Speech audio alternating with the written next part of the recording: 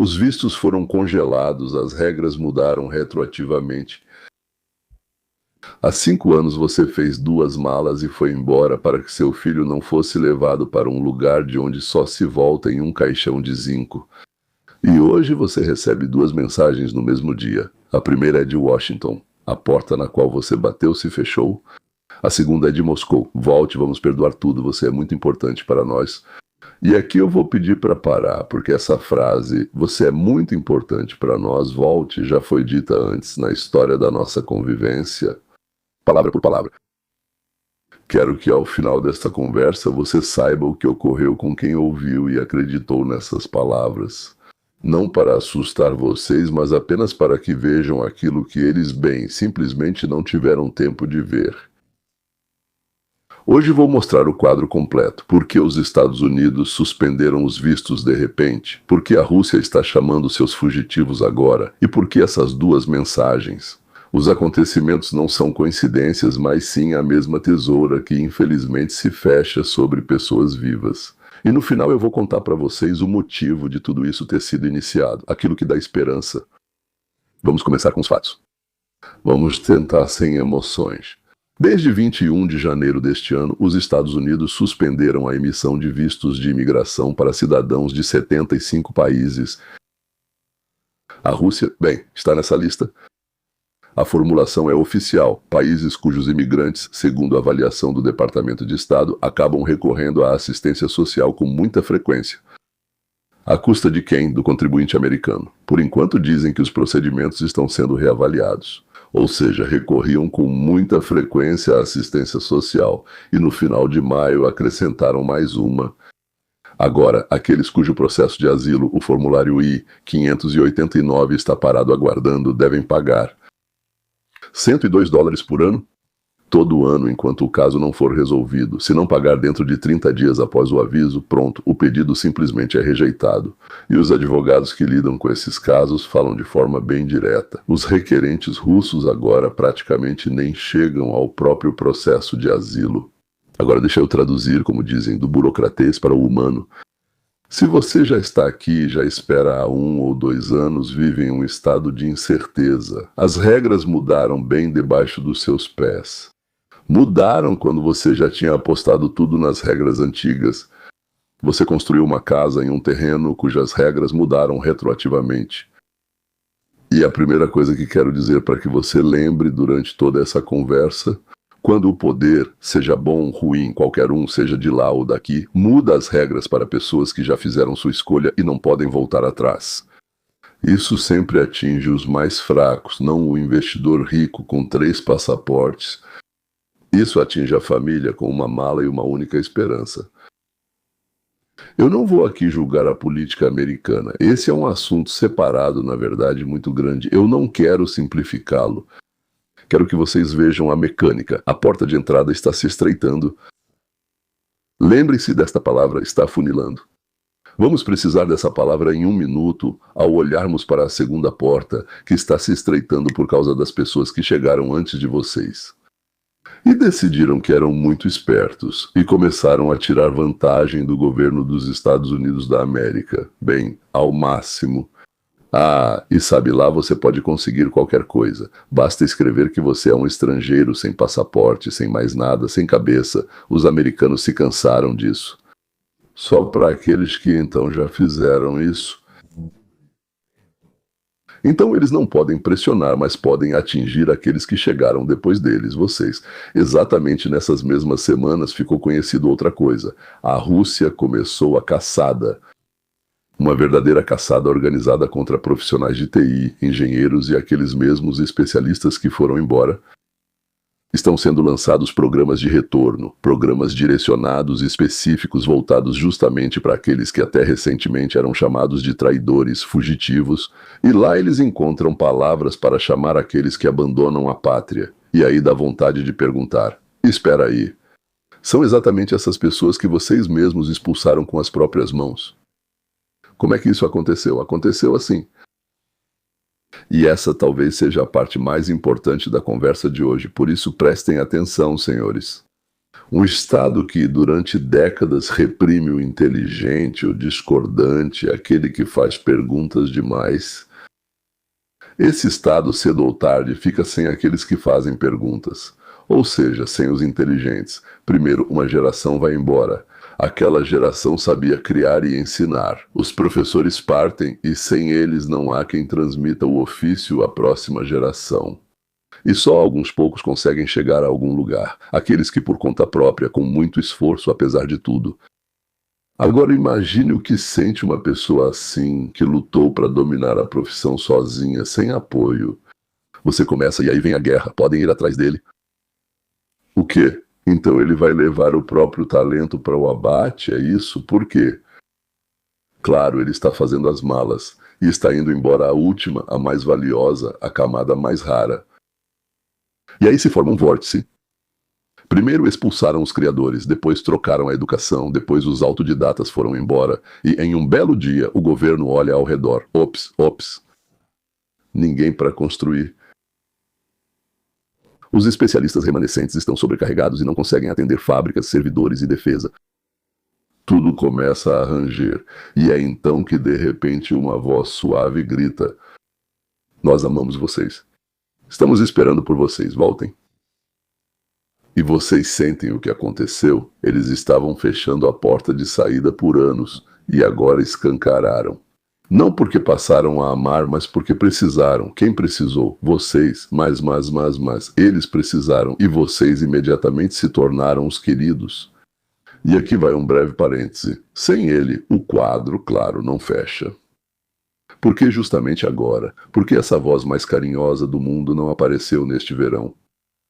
1 ano atrás, 3 anos atrás, veja o que está acontecendo na linha de frente. A Ucrânia está superando a Rússia no ar, naquela mesma guerra de drones que até recentemente ninguém levava a sério. 6 de junho, ataque maciço, não na fronteira, mas em alvos militares, bem perto de São Petersburgo, na base em Kronstadt. Também há uma refinaria de petróleo na região de Krasnodar. A mais de 500 quilômetros para dentro do território. A Rússia relata que derrubou, dizem, 400 ou quase 400 drones durante a noite. E pensem nesse número. Foi preciso derrubar 400 para repelir o ataque. E mesmo assim, eles conseguiram repelir todos. Então quantos? Vieram mais de 400 a uma distância de 500 quilômetros. Neste momento ocorre o Fórum Econômico em Petersburgo, conhecido como o Davos de Putin. Uma vitrine, uma festa da estabilidade. E nessa vitrine, uma base de petróleo em chamas. No noticiário, Zelensky envia uma carta aberta propondo um encontro e recebe em resposta a palavra grosseiramente. E uma recusa de diálogo direto. Então, um Estado cuja vitrine está pegando fogo, que precisa de mãos, cérebros, engenheiros, programadores na linha de frente. Mas para esses mesmos drones e sistemas de defesa, esse Estado começa a ficar nervoso. E nesse nervosismo, eles fazem o que sempre fazem. Eles se voltam para aqueles que eles mesmos expulsaram e falam de forma doce: "Ah, pare de ficar emburrado, não vale a pena ficar assim. Vamos, volte para casa." Sim, para casa, eles precisam muito disso e são muito gentis. Na vida normal, quando alguém que te desprezou por anos de repente fica gentil e generoso, é exatamente no momento em que ele precisa desesperadamente de você. Você já sabe o nome disso, não é? Não vou terminar a frase, você já terminou. E aqui eu vou fazer uma pausa de meio minuto. Não é propaganda, é uma indicação. Aquilo sobre o que acabamos de falar, porque o poder que oprime a pessoa acaba se empobrecendo. Porque a liberdade sempre acaba sendo ainda mais vantajosa. Isso não é um slogan, é uma lei que funciona. Uma lei que funciona. Como a lei da gravidade. Sim, talvez você não consiga calcular exatamente, mas você sabe com certeza, a maçã cai da macieira para baixo. Só se você aplicar uma força para ela voar para o lado ou para cima. Eu estou analisando essa lei em detalhes, com calma, com tranquilidade, indo até as raízes. Então, no segundo canal, um roteiro para a liberdade. Lá tem 2 episódios por semana. Eles são para quem gosta de pensar e não apenas assistir. Se depois da conversa de hoje você quiser entender não só o que está acontecendo, mas também por que as coisas são assim, porque isso sempre acontece, dá uma olhada lá e nós voltamos agora, porque agora vem o mais importante. Eu prometi para vocês no começo que mostraria como terminava essa voz tão suave, tão astuta, eu diria, que já pode ser ouvida. Primeiro sobre o rótulo. Antes de chamar de volta, a Rússia já declarou essas mesmas pessoas como agentes estrangeiros, ou traidores da pátria. Disse que não foi você agente traidor. Escreveu que a guerra é ruim, agente traidor. Ajudou quem foi embora, agente traidor. Um estigma sob o qual a pessoa é expulsa da profissão, do país, da própria possibilidade de respirar, do país onde nasceram. E agora, atenção, essas mesmas pessoas com o mesmo estigma estão sendo chamadas de volta. Bem, voltem, por favor, trabalhem para nós. Primeiro vocês foram chamados de inimigos, tentaram esmagar vocês, tentaram cuspir no seu rosto, tentaram virar todos os seus amigos e conhecidos contra você, a sociedade, etc. E agora, de repente, você é um profissional valioso. A mesma pessoa. Eles mudaram, não você. Só mudou uma coisa, eles precisaram de você. E mesmo assim, repare, eles não pararam de pressionar. Aqueles que foram embora continuam dizendo que o Kremlin não gosta de ouvir. Eles continuam sendo perseguidos. Eles os pressionam por meio de parentes que ficaram lá, por meio de amigos. Por meio da comunidade de conterrâneos onde seus membros se reúnem, chamam-nos para casa de modo amigável, mas também pressionam os entes queridos, que você não disse nada vivendo no exterior. Isso não é exatamente amor, senhoras e senhores, isso é uma caçada. Que tem isca e tem armadilha. Isca, voz doce, armadilha. Todo o resto... Deixe-me explicar o que quero dizer. Um pouco de história, porque tudo isso já aconteceu antes, exatamente igual. Nos anos 20 e 30, exatamente 100 anos atrás. Entre os imigrantes russos havia uma organização com um nome acolhedor, União para o Retorno à Pátria. Para quem sentia saudade de casa, diziam: a pátria pediu e perdoou. Devora, a pátria espera. Devora, devora, espera. Venham, construam uma nova vida. Muitos acreditaram e foram. Vamos pegar talvez a família mais famosa, então Sergei Fron, marido da grande poetisa Marina Tsvetaeva, acreditou e começou a ajudar nesse retorno. Voltou para a União Soviética. Pouco tempo depois ele foi fuzilado. A filha deles, Ariadna, talentosa, brilhante, também voltou ao campo de trabalho, por muitos anos. A própria Tsvetaeva, chegando depois na evacuação, levada ao limite, tirou a própria vida. Uma família, uma decisão, voltar. E 3 destinos destruídos. O compositor Sergei Prokofiev, uma figura de renome mundial, voltou. Imediatamente sua esposa Lina foi presa e jogada em um campo de trabalho por 8 anos. Por quê? Por isso. E agora sobre os números, porque eles são mais assustadores do que qualquer nome, e quaisquer nomes. Russos de Harbin. Uma comunidade inteira, engenheiros, ferroviários, pessoas instruídas e habilidosas. Eles viviam na Manchúria, também foram chamados de volta, também lhes prometeram. Aqueles que voltaram foram atingidos pela chamada Operação Harbin, final dos anos 30. Dezenas de milhares de presos. Milhares foram fuzilados. Uma comunidade de especialistas foi atraída. E foram esmagados. E depois da Segunda Guerra Mundial? A maior, conforme acordos da época, cerca de 2 milhões de pessoas foram devolvidas à URSS. Alguns foram persuadidos, outros à força. Ex-prisioneiros, deportados, refugiados, e a grande maioria deles não era levada para casa a partir da estação, para campos, para o Gulag, e alguns eram executados ali mesmo, para não terem que ser levados para longe. Entre os forçados havia também aqueles a quem foi prometida segurança, por exemplo, os cossacos. Famílias inteiras, eles enforcaram até o atamã. Você percebe o padrão? Sempre o mesmo roteiro. Primeiro, uma voz acolhedora. Voltem, precisamos de vocês, mas nós perdoamos tudo. Depois o trem, depois o campo, depois para muita gente o fim. Olha, não digo que hoje será igual. Primeiro, claro, vão deixar vocês trabalharem, pois os tempos mudaram, graças a Deus. Mas falo de uma paródia sobre os hábitos, o poder que primeiro chama você de agente. Quando você se torna necessário para ela, vira funcionário valioso. Mas esse é justamente o hábito. Tem mais um detalhe, que não pode ser ignorado. Com certeza vão prometer que você não será chamado para o exército. Vão te dar a palavra. Vou dizer que vão jurar de pés juntos. Então é isso. Aquele que já mudou as regras retroativamente uma vez. Aquele que já chamou vocês de inimigos. Bem, a promessa dele vale exatamente o que vale a assinatura dele. Exatamente isso. E nós acabamos de ver quanto ela vale. Prometer não vamos aceitar. E aceitar, fácil. Entre essas duas ações, para esse tipo de poder não há nenhuma barreira, nenhuma mesmo. Agora vamos unir as duas portas, a do início e esta aqui. A entrada ficou mais estreita, dificultando o acesso ao destino desejado. Vistos congelados, taxas, recusas. Por outro lado, escancararam a saída de volta. A entrada de volta, saída, não sei como chamar. E ainda convidam com uma voz doce. Pessoas reais ficaram presas nessa tesoura, que não tem para onde ir, cansadas, vulneráveis, sem status, e aí sussurram no ouvido dele. Por que você está sofrendo em terra estrangeira? Você tem uma casa, você tem uma pátria, você é necessário, estão esperando por você. Isso é a armadilha. Não porque a malvada Washington conspirou com Moscou, não, mas porque duas pressões diferentes coincidiram por acaso no mesmo ponto vulnerável.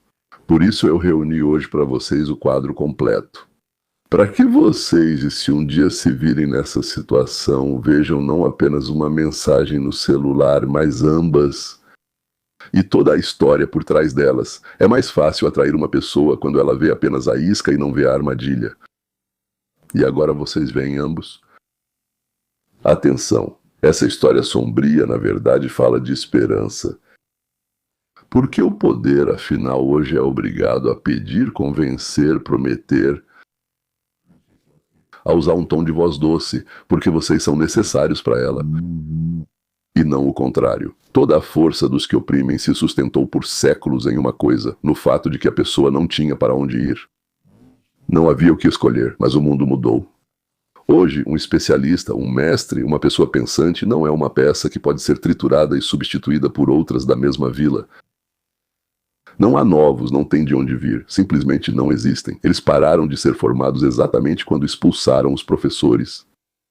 E agora fica claro que o valor está nas pessoas, o valor está em vocês, na sua inteligência, nas suas mãos, na sua habilidade. E não dá para tirar isso à força. Esse valor vai embora com vocês, atravessa qualquer fronteira. Não dá para revistar, tomar de vocês, dizer, você vai embora, mas isso fica aqui conosco.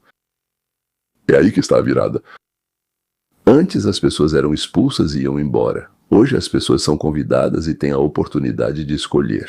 É uma revolução enorme, silenciosa, mas enorme que poucos perceberam. A situação não é mais ditada por quem tem a arma. Cada vez mais ela é decidida por quem tem conhecimento, habilidade e o direito e a oportunidade. Pode-se dizer, não, obrigado, talvez para você simplesmente não. Meu conselho para hoje, não por medo, mas por força. Não acredite na voz doce que se torna gentil exatamente quando você é necessário. Lembra dos trens que não iam para casa? Não desanime com as portas fechadas aqui. Elas se abrem e trancam, se fecham. Isso é mercado, isso é política, isso é uma onda, isso é um padrão. O principal ficará com você, aquilo que você sabe fazer. E também o fato de que você é uma pessoa livre, que escolhe por si mesmo. Aqueles que chamavam de volta para os anos 30 já se foram há muito tempo, há muito tempo. E as canções, poemas, músicas daqueles que eles enganaram e destruíram, hoje o mundo inteiro ouve vivos. O mal se apressa e perde. O mal perde a longo prazo. E a pessoa que permaneceu fiel a si mesma e à sua liberdade, ela vence. Nem sempre rápido, mas sempre vence.